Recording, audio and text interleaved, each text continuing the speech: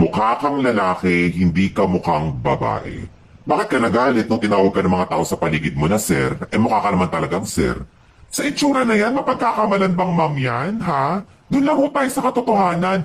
Pasensya na pero hindi ho talaga siya mukhang babae. Mukha siyang lalaking nag-makeup, nagkulay ng buhok, nagsuot ng damit pang babae, para kunyari, babae siya. Humingi na ng pasensya sa iyong waiter na na-misgender ka at natawag kang sir, pero anong eksena mo?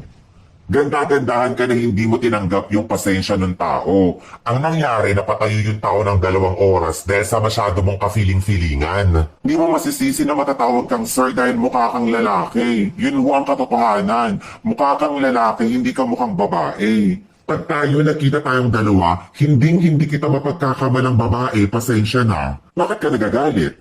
Bakit parang galit na galit ka sa waiter na natawag kang sir? Mukha ka naman talagang sir. Ito yung mahirap sa ibang parte ng LGBTQIA+ community mga kabaklaan, lalong-lalo na sa mga transgender. Na alam niyo yun, akala niyo ba masyado silang privileged na porket nagsuot na sila ng mga damit pang babae, nagpahaba ng buhok, nag-makeup, babae na sila.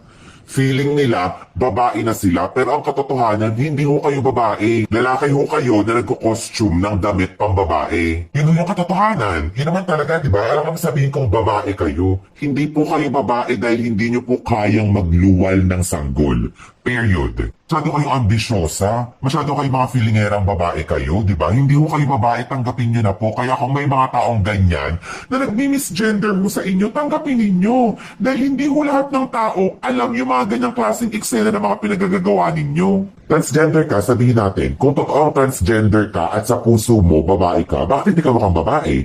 Bakit hindi ka nagbibigay ng effort para magmukha kang babae?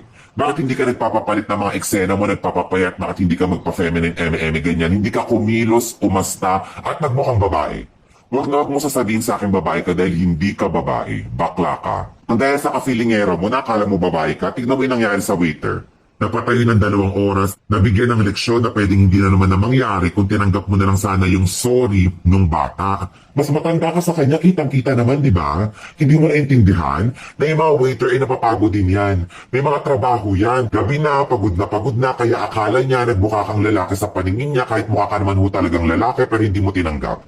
Masyado kang privileged, masyado kang pasikat. Yung mga ganitong klaseng bakla, yung inis na inis din ako eh. Na makaasta, akala mo mahamahadera, reyna-reynahan, mukha ka hong lalaki, hindi ka hong mukhang babae. Kaya huwag mong sasabihin sa akin na transgender women are women.